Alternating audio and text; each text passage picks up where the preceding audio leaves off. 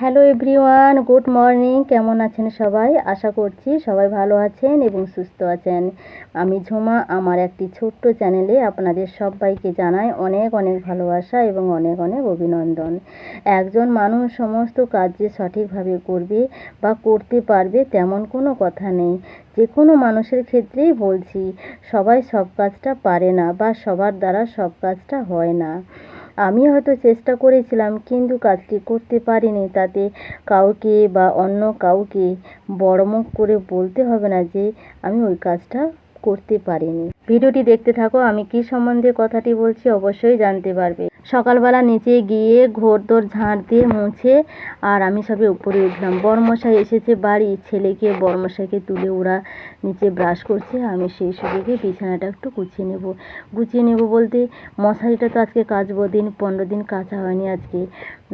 আর বিছানার চাদরটাও অনেক দিন হয়ে গেল, বাবার বাড়ি গেছিলাম তারও 8-9 দিন আগে কাচা হয়নি। ওই রকমই হবে, 15-20 দিন হবে বিছানা চাদরটিও কাচা হয়নি। তাই আজকে বিছানা চাদরগুলো কাচবো না, শুধু তুলে দিয়ে ঝাঁট দিয়ে গোটা ঘর আর বিছানাটা নতুন চাদর পেতে নেব। সরস্বতী পুজোকে 2 দিন বাকি আছে, তাই ওপরেরটা একটু ঝাড়পোছ করব আজকে। তাড়াতাড়ি চানও করতে হবে, আজকে বৃহস্পতিবার।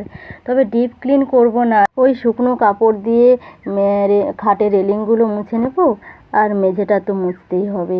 কারণ এবছর ঠিক করেছি ওপরেই সরস্বতী পুজোটা করব। কারণ তোমরা তো জানো আমার বাবা আমার বাড়িতে আছে, আর বয়স্ক মানুষ তো বুঝতে পারছো, বারবার বাথরুমে যাচ্ছে আসছে, তাই খুব অসুবিধা হচ্ছে। তাই ওপরে এবছর ঠিক করেছি পুজোটা করব। ওপরটা একটু ভালো করে এই জন্য পরিষ্কার করে নেব।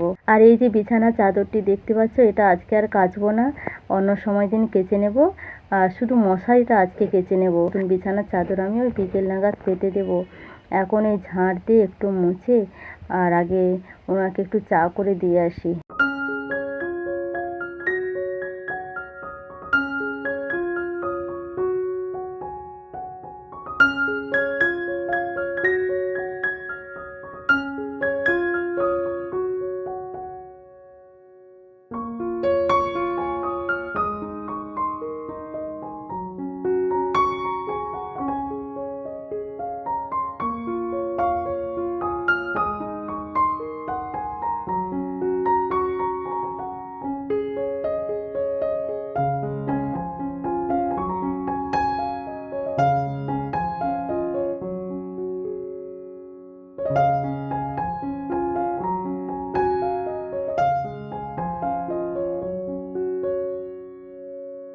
আর এই যে আমার এই অপরাজিতা গাছটি দেখতে পাচ্ছ, প্রচুর ফুল ফুটে। আমি পুজো করে ফুল অনেক বেশি হয়ে যায়, পাড়া জায়রা অবস্থায় তুলতে আসে। আর এই শীতের সিজনে এই গাছটিতে এত ফুল দিচ্ছে। যাই হোক, পুজো করতে চলে এলাম। এই যে হনুমানজির পিকচারটা দেখতে পাচ্ছ আর চল্লিশা বইটা, এটা আমি আমাদের এই সামনে যে মেলা হয়েছিল মেলা থেকে কিনেছি। খুব ভালো হয়েছে, আমি যেই সাইজের চেয়েছিলাম সেই সাইজেরই পেয়ে গেছি। অবশ্যই কমেন্টে জানিও আমার হনুমানজিকে কেমন লেগেছে। ঠাকুরমশাই পুজো করতে আসবে, আমি শুধু একটু বেশি ফুল তাই একটু সুন্দর করে সাজিয়ে দিচ্ছি। ঠাকুরমশাই এসে যাবে, বেলাও অনেক হয়ে গেছে।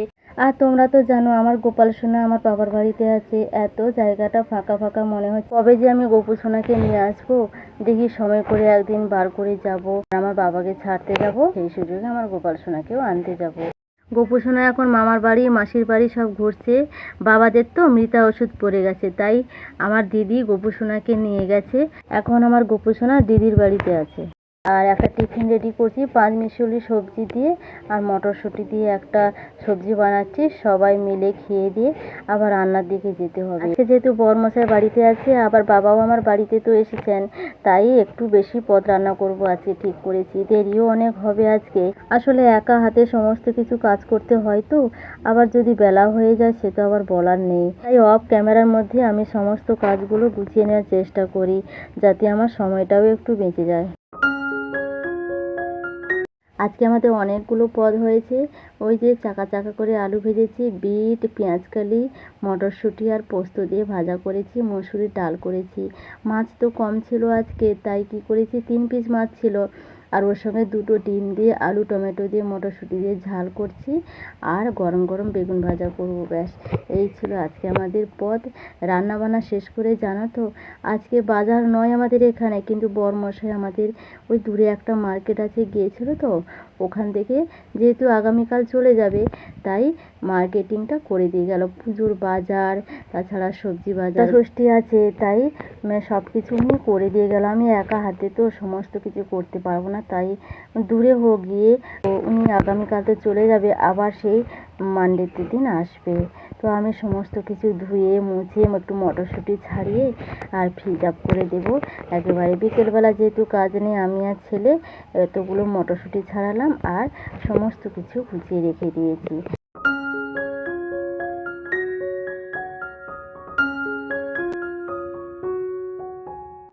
এবছর সরস্বতী পুজোর ছেলে যে জামাটি পরবে ওই 1 ঘন্টার মতো পরেছিল জামাটি, তো এই জন্য আর নতুন জামা আর কিনবো না, পাঞ্জাবি ওইটাই পরবে এবছর সরস্বতী পুজোয়। তাই একবার ইস্ত্রি করে দেবো, ধুইও না, ওটাকে একদিন পরে 1 ঘন্টার জন্য এক জায়গায় গিয়েছিল, ব্যাস আর পরেনি, এসে ভাঁজ করে রেখে দিয়েছি, তো ওটাই এবছর পরবে।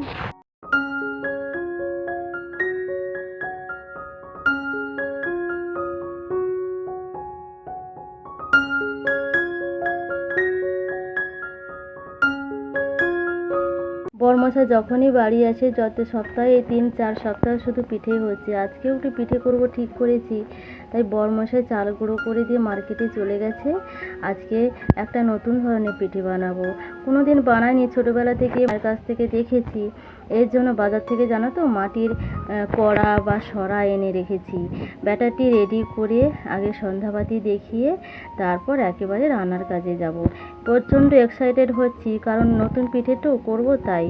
ব্যাস পিঠে তৈরি করার সময় হলোই গন্ডগোল, একেবারে পিঠে হচ্ছে না কেন কি জানি।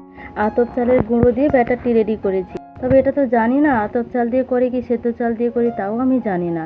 তো ব্যাটারটা আমি নিজের মতো করে বানিয়েছি, ওই যে খাওয়া সোডা একটুখানি দিয়ে আর লবণ একটুখানি দিয়ে একটু ঘন করে, যেমন ভাজা পিঠের ব্যাটার হয় তেমনই বানিয়েছি।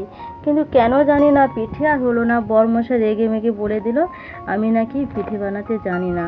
তো আমিও একটু রেগে গিয়েছিলাম, কিন্তু কিচ্ছু করার নেই, তাতে কি করব।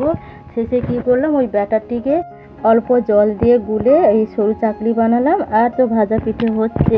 ওই দিয়ে আমাদের রাতের খাবারটা আজকে হয়ে গেল। জানি না কত ইচ্ছে ছিল এই পিঠেটি খাওয়ার জন্য, নলেন গুড় দিয়ে। পিঠেটির নাম হলো আজকে পিঠে। মেদিনীপুরে একে চিতি পিঠেও বলে থাকে অনেকে। ছোটবেলা থেকে আমরা চিতি পিঠে বলেই জেনে এসেছি, কিন্তু বিয়ের পর এখানে আসতে আজকে পিঠের নাম শুনলাম। তখন তো আমরা মাটির কড়া, মাটির হাঁড়িতেই আমাদের রান্না হতো, তো সেই অনুযায়ী মাটির কড়াতেই পিঠেটি করতো, তাই আমি মাটির কড়া কিনে এনেছি। তবে যাই হোক, কিছু করার নেই, মনে হচ্ছে আমার ব্যাটাটি রেডি করার সময় কিছু গন্ডগোল হয়েছে। তবে একে আমি ছাড়বো না, আবার কোনো একদিন বানাবো। আগে মার কাছ থেকে ভালো করে জেনে নিই, তারপর বরমশাই এলে আবার একদিন বানাবো। আজ আসি, ভিডিওটি এইখানে শেষ করলাম। কেমন হয়েছে ভিডিওটি অবশ্যই কমেন্টে জানিও, আর ভালো লাগলে একটা লাইক করে দিও। ভালো থাকুন, সুস্থ থাকুন, আর অবশ্যই পজিটিভ থাকুন। Bye bye.